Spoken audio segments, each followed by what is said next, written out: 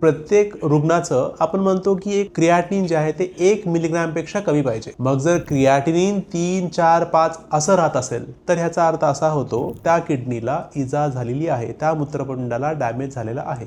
मग काय होतं, बऱ्याच वेळेला अशा रुग्णांना काही कारणामुळे, समजा एखाद्या वेळेस हार्ट अटॅक आला किंवा इन्फेक्शन झाले किंवा स्ट्रोक झाला किंवा शुगर्स अचानक वाढल्या किंवा ताप आला, न्यूमोनिया आला, असं कोणत्याही कारणामुळे ज्यावेळेला एखादा रुग्ण आजारी पडतो त्यावेळेला मात्र हे 3, 4, 5 जे क्रिएटिनिन जास्त आहे ते अचानक 6, 7, 8, 9, 10 होऊ शकतं। मग जर अचानक जर क्रिएटिनिन असं वाढत असेल तर किडनी पूर्णपणे बंद पडू शकते। मग त्यावेळेला जर किडनी पूर्णपणे बंद पडत असेल, लघवी खूप कमी झाला असेल, कारण सहसा एक 700, 800 एखादा लिटर तरी लघवी रोज व्हायला पाहिजे, सो त्याच्यापेक्षा पण लघवी कमी होत असेल तर मात्र मग डायलिसिस करायची गरज पडू शकते। मग आपण असं म्हणतो की ज्या रुग्णांचं क्रिएटिनिन 3, 4, 5 च्या जवळपास आहे अशा रुग्णांनी अचानक कधीही डायलिसिस करायची गरज पडू शकते। म्हणून आपण अशा रुग्णांना एव्ही फिस्टुला म्हणजे आर्टेरिओ व्हेनस फिस्टुला करायला सांगतो। आता हे काय असतं, एव्ही फिस्टुला मध्ये आपण सहसा दोन्ही हातांच्या किंवा म्हणजे उजव्या किंवा डाव्या